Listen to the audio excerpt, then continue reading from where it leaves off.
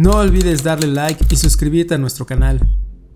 Antes de que todo esto pasara, yo era de las que se reían de los cuentos raros. Historias de apariciones, milagros, duplicados, realidades alternas.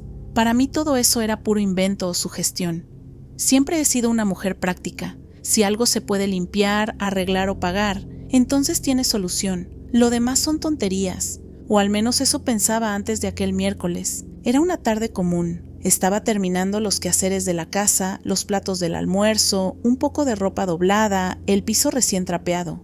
Me acuerdo que hasta dejé la radio encendida en la cocina porque estaban pasando esas canciones viejas que tanto me gustan, las que me recuerdan cuando mi hija era bebé y se dormía en mis brazos. Eran casi las 3 de la tarde, la hora en que el autobús escolar la dejaba frente a casa. Ya conocía de memoria el sonido del motor al frenar, los pasos del auxiliar al bajar y ese momento tan sencillo pero tan bonito en que mi hija abría la puerta y decía: «Ya llegué, mami». Pero ese día, en lugar del sonido de la puerta abriéndose, escuché los golpecitos suaves del timbre. Me pareció raro, porque ella siempre usaba sus llaves. Fui a abrir y ahí estaban la auxiliar del autobús y mi hija. O eso pensé. La auxiliar parecía algo preocupada. Se sintió un poco mal en el camino, me explicó. Tal vez se mareó. Y estas llaves por alguna razón no abren. Me entregó el llavero de mi hija, con sus 2 llaves de siempre, una plateada y una dorada, las que yo misma había hecho duplicar el año pasado. Mi hija levantó la mirada y me saludó con una sonrisa débil, y entonces todo se detuvo. No fue miedo, fue algo mucho peor.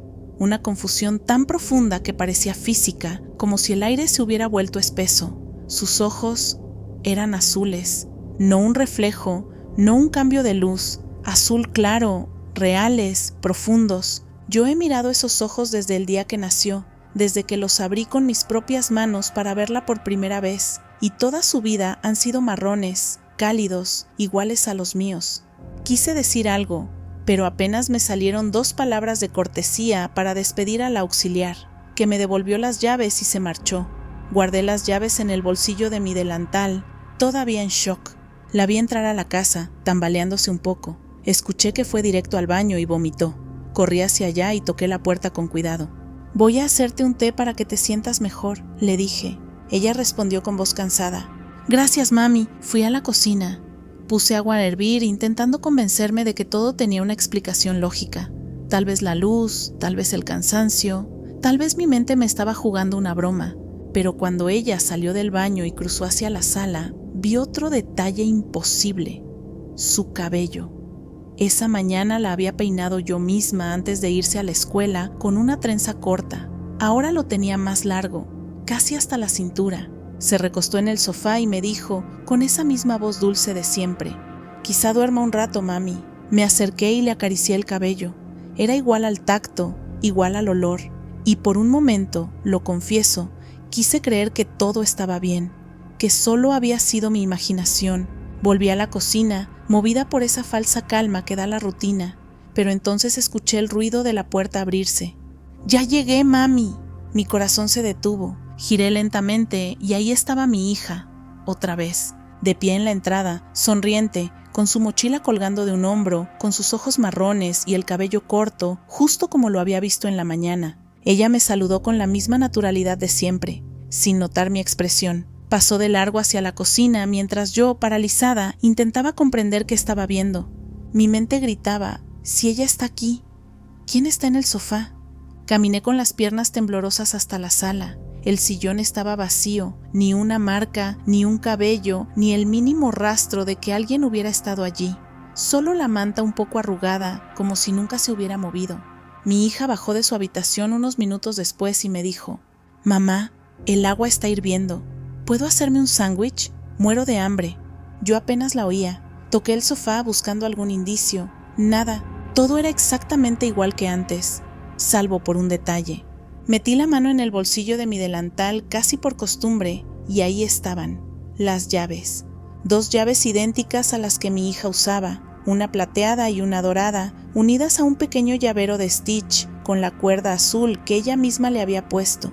Idénticas, pero no eran las mismas, porque las suyas estaban en la mesa del recibidor, en su lugar de siempre, y esas, las que tenía en la mano, sonaban diferente al chocar entre sí, más pesadas, más frías.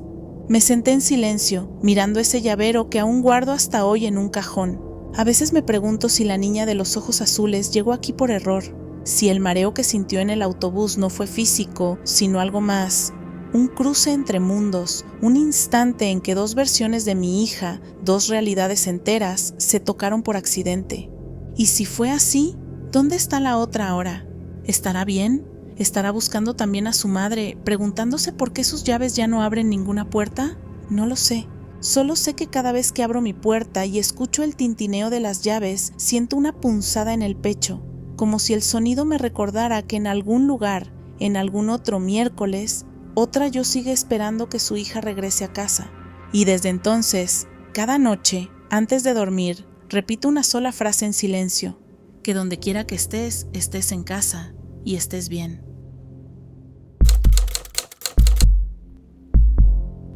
Yo todavía no entiendo cómo salí con vida de aquel accidente. Han pasado más de 12 años, pero lo recuerdo como si hubiera sido ayer. En ese tiempo trabajaba en una fábrica a unos 40 minutos de casa. Mi horario empezaba muy temprano, así que tenía que salir antes del amanecer, y muchas veces apenas dormía unas cuantas horas. Esa mañana fue igual. Me quedé viendo televisión hasta tarde y me levanté con los ojos ardiendo, sintiendo que el sueño me pesaba más de lo normal. Recuerdo que el cielo estaba gris, pero sin nubes densas, y la carretera casi vacía.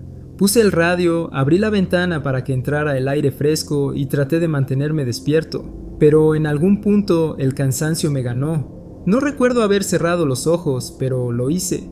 Lo siguiente que sé es que estaba sintiendo algo muy raro, como una vibración recorriéndome el cuerpo, una especie de descarga eléctrica que me atravesó de los pies a la cabeza.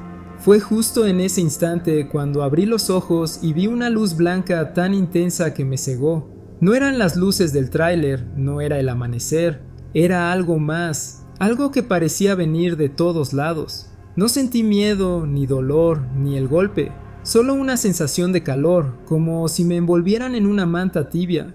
Fue extraño, porque al mismo tiempo sabía que algo horrible estaba pasando, pero yo me sentía completamente en paz. No escuché el impacto, no escuché el metal retorcerse, ni el vidrio romperse. Todo fue silencio, luego oscuridad. Cuando volví en mí, escuché voces a lo lejos. Me costó entenderlas, como si vinieran desde bajo el agua. Alguien gritó: ¡está vivo! Y entonces sentí el aire frío entrar de golpe por la puerta del coche. Tenía la cara llena de cristales, las manos temblando, y lo primero que vi fueron los ojos del paramédico mirándome con una expresión de puro asombro. «No puede ser», dijo uno de ellos. «Este tipo debería estar muerto». Me sacaron con cuidado y me pusieron en la camilla. Yo intentaba moverme, tocar mi cuerpo, entender qué parte me dolía, pero no sentía casi nada. Solo una especie de hormigueo en las piernas y el pulgar de la mano derecha torcido. Más tarde, en el hospital, escuché a los doctores hablar con mi familia. Decían que el coche estaba totalmente aplastado y que lo lógico es que no hubiera salido vivo de ahí. Uno de los paramédicos incluso le contó a mi madre que, cuando llegaron, ya estaban convencidos de que solo sacarían un cuerpo, y sin embargo, ahí estaba yo, despierto, con apenas un pulgar roto. Esa noche, cuando el efecto de los calmantes empezó a pasar, me quedé solo en la habitación y traté de recordar el momento exacto del choque.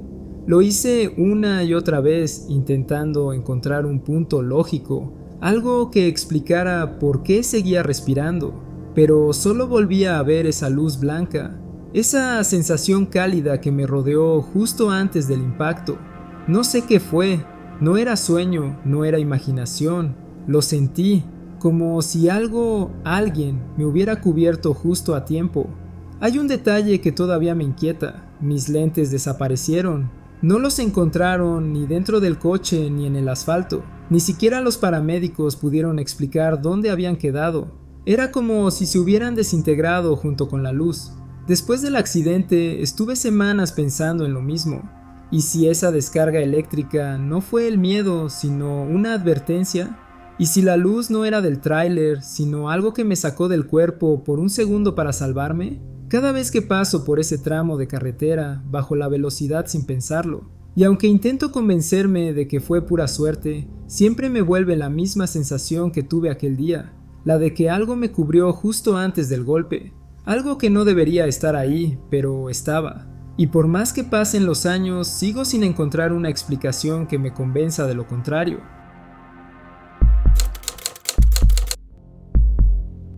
En 2005 yo tenía unos 17 años y estaba en la preparatoria. Era una época muy tranquila, en la que la rutina era siempre la misma. Clases por la mañana, una parada rápida en la tienda con mis amigos y luego el camino a casa bajo el sol del mediodía.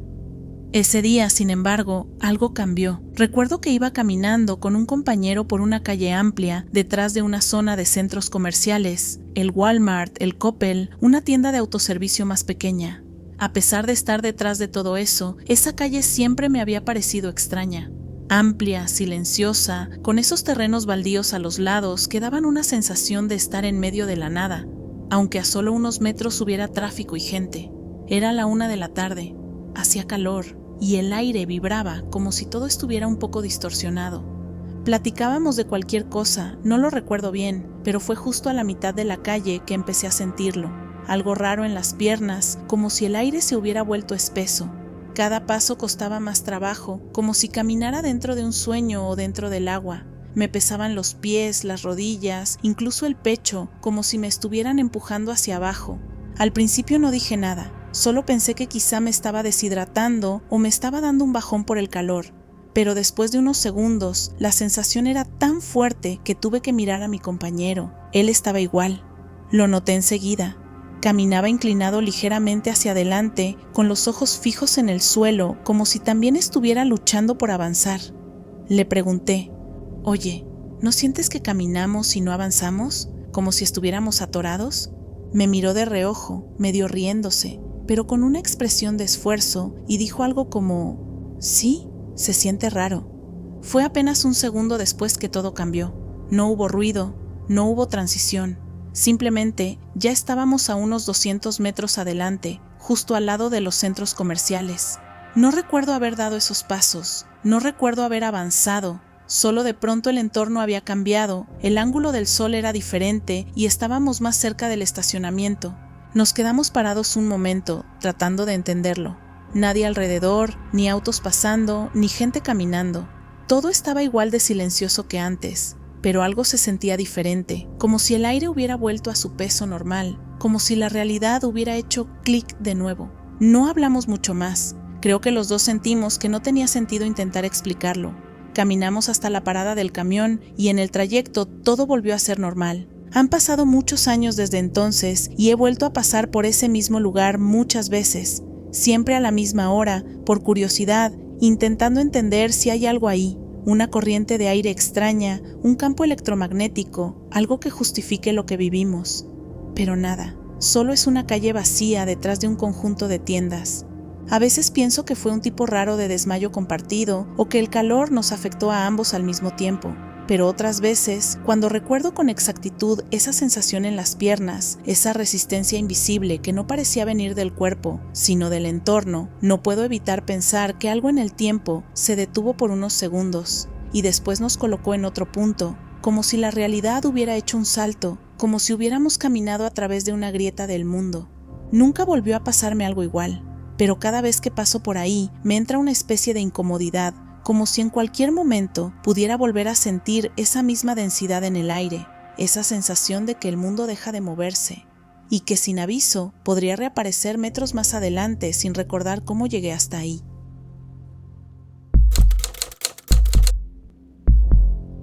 Yo estaba en 9º grado, en una de esas etapas donde todo parece repetirse. Los mismos pasillos, los mismos compañeros, los mismos profesores con sus rutinas de siempre. Mi profesor de inglés era uno de esos tipos que parecía tener la vida muy resuelta, siempre tranquilo, con un humor medio raro, pero con una costumbre que todos apreciábamos. Los primeros 10 minutos de clase los dedicaba a hablar de cualquier cosa, menos de inglés. Era su manera de romper el hielo o de evitar empezar la clase de gramática demasiado pronto, supongo.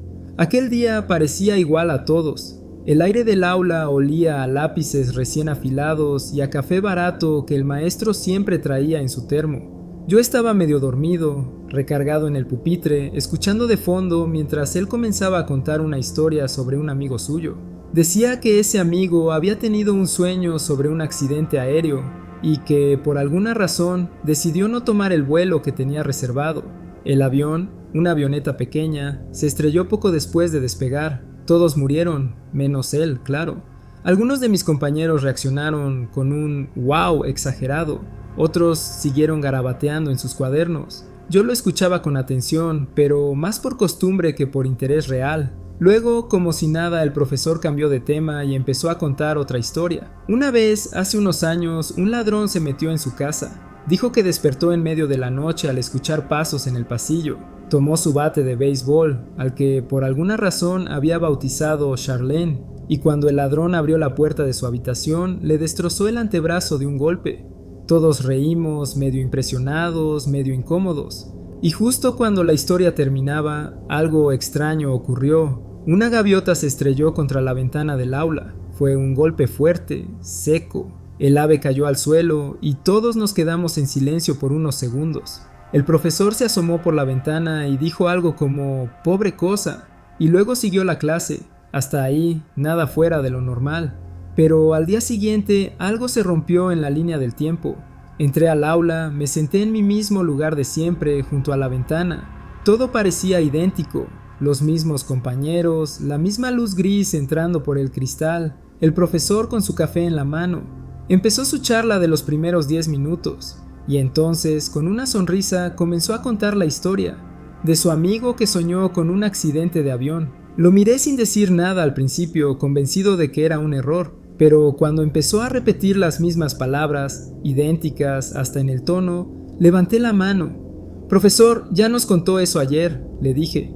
Se me quedó viendo confundido. «¿De qué hablas?» «La historia de su amigo, el que soñó con el avión que se estrelló», respondí. «La contó ayer, exactamente igual». Mis compañeros me miraron como si acabara de decir que veía fantasmas. Uno incluso soltó una risita. «Amigo, ¿de qué hablas? No nos contó eso». Yo me reí, nervioso. Sí lo hizo. Y luego contó lo del robo en su casa, lo del bate que se llama Charlene. Mi profesor frunció el ceño, como si tratara de recordar. «¿Te estás burlando de mí?», preguntó medio en broma. «No, se lo juro, lo contó igual. Hasta dijo lo del bate. Charlene». Él se quedó completamente serio por un segundo. «¿Cómo sabes ese nombre?». La clase se llenó de murmullos. Yo solo repetía: «Porque lo contó ayer», pero todos negaban con la cabeza. Mi mejor amigo, sentado a mi lado, me dijo que dejara de hacerme el gracioso. Yo ya no sabía si reír o preocuparme. Todo era igual. La forma en que el profesor movía las manos, el ruido del ventilador del techo, incluso el orden de las palabras. Todo. Así que decidí probar algo. «Ok, miren esto», dije sonriendo, aunque por dentro me temblaban las manos. En menos de 2 minutos, una gaviota va a chocar contra la ventana. El profesor soltó una carcajada. «Ah, ¿sí? ¿Y cómo lo sabes?» «Porque pasó ayer». Exactamente después de esta historia, un chico al fondo dijo: «Amigo, deja las bromas». Todos rieron. El profesor retomó la clase, tratando de seguir con la lección. Yo me quedé mirando la ventana, sintiendo una mezcla de vértigo y certeza absurda. Y entonces, unos 5 segundos después, ¡pum!, la gaviota chocó contra el cristal. El aula quedó muda. El profesor se giró lentamente hacia mí. Nadie dijo nada. Solo el golpe seco, el ave cayendo de nuevo, idéntico al día anterior. Yo me quedé quieto, sin saber qué decir. No podía ni reírme. Me sentía mareado, como si el aire se hubiera vuelto más denso. Después de clase, algunos compañeros me preguntaron si lo había planeado, si había visto al ave antes o si era una broma, pero yo no tenía una explicación. Todo se repitió igual, cada palabra, cada gesto, cada sonido. Esa noche no pude dormir. Pensé en si quizá había soñado el primer día entero, pero no, lo recordaba con demasiados detalles. La hora, la ropa que llevaba, el lápiz que se me rompió durante la clase, todo era real, o al menos una de las 2 veces lo fue. Lo más extraño es que al día siguiente el profesor ya no hizo su charla de los 10 minutos, no volvió a contar ninguna historia más, y cuando un día se lo mencioné después de clase, me dijo que nunca había tenido un bate llamado Charlene. Ahí fue cuando supe que algo no encajaba, no solo en mi cabeza, sino en la realidad misma. Recuerdo perfectamente aquella tarde, aunque han pasado muchos años. Era la feria de mi pueblo, una de esas fiestas grandes que llenaban de ruido, música y olor a comida las calles principales. Yo tendría unos 7 u 8 años, y todavía me asombra lo claro que tengo cada detalle de ese día. Mi mamá había preparado todo desde temprano, los vestidos limpios, los peinados bien hechos, las monedas que mi papá nos dio para los juegos. El calor era seco y el aire olía a azúcar quemada, a elote, a churros. La gente iba y venía entre los puestos de antojitos y los juegos mecánicos. Los danzantes con sus penachos y tambores marcaban el ritmo de la festividad. Era una escena típica, llena de vida y ruido, pero también para mí había algo hipnótico en todo eso. Mis papás estaban muy atentos mirando a los danzantes en medio de la plaza, y yo, como cualquier niña curiosa, empecé a caminar despacito alrededor de ellos. A unos metros, detrás de donde estábamos, había una barda vieja de cemento con unas columnas gruesas. Entre cada columna quedaba una pequeña separación, no más de 5 centímetros, apenas lo suficiente para asomar un ojo. Me acerqué sin pensar en nada. Era solo una barda, pensé, pero en mi mente infantil había una especie de impulso de saber qué había del otro lado. En ese entonces yo creía que todas las bardas escondían algo, que eran como puertas secretas, así que me agaché un poco y me asomé. Lo que vi al otro lado no tenía ningún sentido. Esperaba ver más feria, los juegos, los puestos, las luces, la gente comiendo y riendo. Pero no, lo que vi era completamente distinto. Vi un lugar cerrado, iluminado con una luz blanca y pareja. Parecía enorme, con pasillos amplios y un piso brillante. Había personas caminando tranquilas, empujando carritos metálicos llenos de cosas. En los lados había estantes altos con productos apilados, cajas, botellas, bolsas de colores, todo perfectamente ordenado. Vi a un hombre de tez clara, con una bermuda beige y una camisa azul, que empujaba su carrito y tomaba cosas de los estantes como si estuviera de compras. Las miraba, las dejaba en el carrito y seguía avanzando. También vi a una señora mayor revisando lo que parecían latas. Todo se veía normal, demasiado normal, pero también imposible. Me quedé inmóvil, observando, tratando de entender qué era eso. En ese momento, en mi pueblo ni siquiera existían los supermercados como los conocemos hoy. No había centros comerciales ni tiendas con pasillos tan ordenados. A lo mucho había tienditas o el mercado con su bullicio, pero nada como eso. No escuchaba ruido, ningún sonido atravesaba la barda. Todo era completamente silencioso, como si estuviera viendo una película sin volumen. Me alejé un poco, confundida, y volví a mirar para comprobar si no estaba imaginando cosas. Pero no, seguía igual. El hombre del carrito seguía caminando, y lo que más recuerdo es que las luces eran tan brillantes y frías que parecían no tener sombra.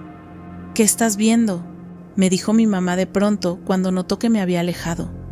Nada, mamá, respondí, aún con la vista clavada en la rendija.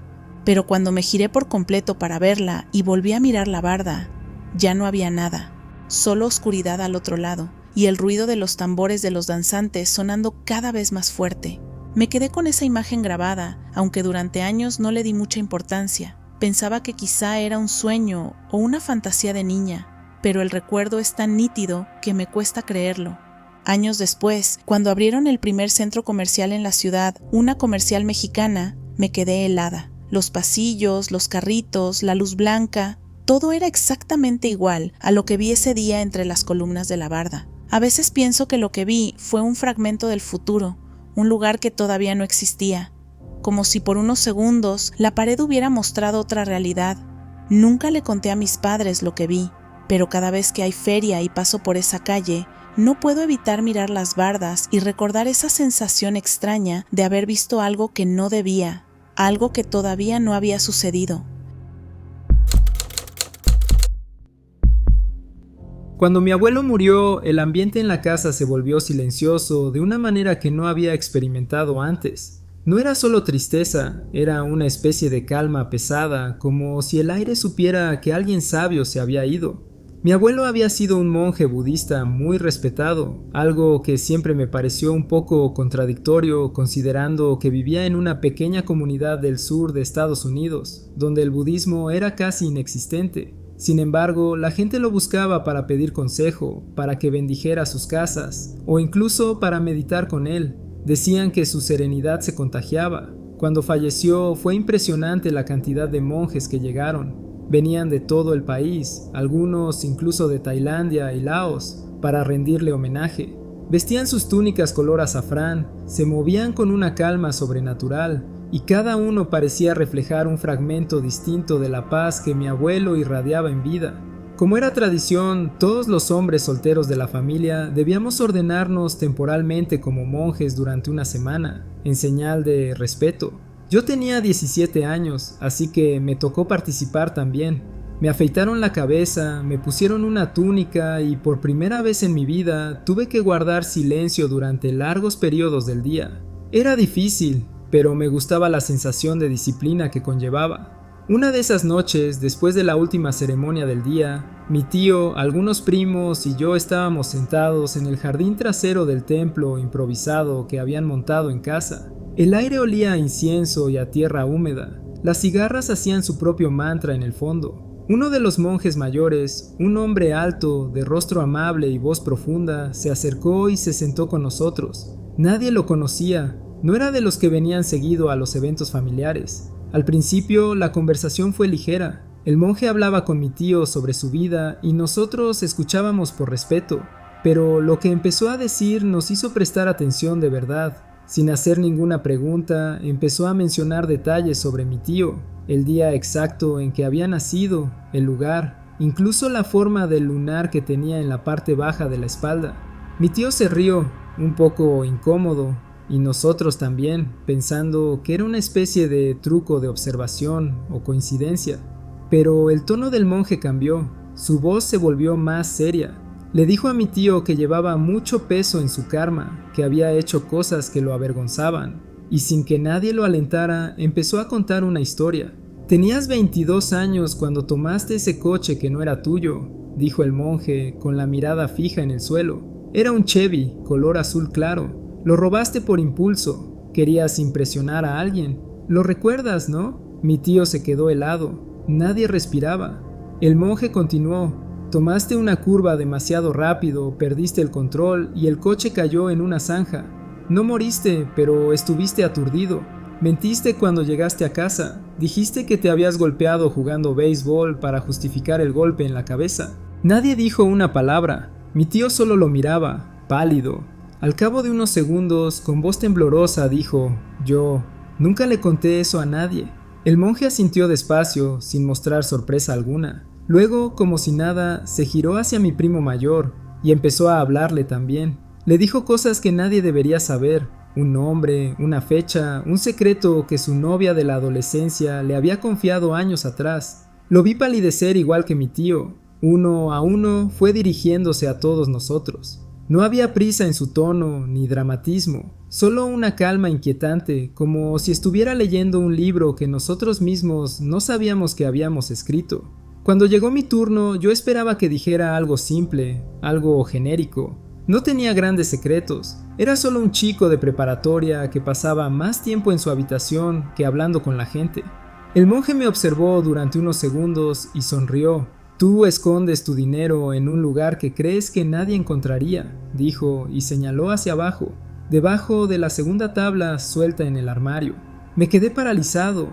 Nadie sabía eso, ni siquiera mis padres. Era un escondite que había descubierto años atrás, cuando guardaba los billetes que me daban en mi cumpleaños. Todos me miraron esperando mi reacción. Solo pude reírme nerviosamente y decir: ¿Cómo supo eso? El monje no respondió. Cerró los ojos, respiró profundamente y se levantó. Antes de irse dijo algo más, casi en un susurro: «El que ha partido aún los observa, no con ojos, sino con comprensión». Luego se alejó hacia el interior del templo, y la conversación terminó ahí. Nadie se atrevió a seguir hablando del tema esa noche. Pasaron los días del funeral y los rituales, y el monje en cuestión no volvió a aparecer. Ni siquiera recordábamos haberlo visto en las fotos del evento. Mi madre, que tenía una memoria impecable para los nombres y rostros de los monjes amigos de mi abuelo, decía que no tenía idea de quién era. Un par de semanas después, uno de los monjes residentes nos confirmó algo extraño. No había ningún monje con ese nombre o descripción entre los que habían venido. Yo nunca olvidé su voz ni lo que dijo. A veces pienso que tal vez fue un hombre cualquiera que se coló entre los visitantes, o tal vez fue alguien más, una presencia que vino a cerrar el ciclo de mi abuelo, alguien que por una noche supo todo lo que nosotros creíamos oculto. Antes de terminar este video, queremos darnos la oportunidad de saludar y agradecer a nuestra comunidad de tenebrosos. Valoramos mucho su apoyo. Cada suscriptor, cada comentario, cada like nos motivan a seguir creciendo y mejorando. Ustedes nos dan la oportunidad de hacer algo que nos apasiona y recuerden que si tienen una historia para compartir con nosotros, no olviden enviarla a nuestro correo electrónico que está en la descripción del video. Nos vemos en el próximo universo.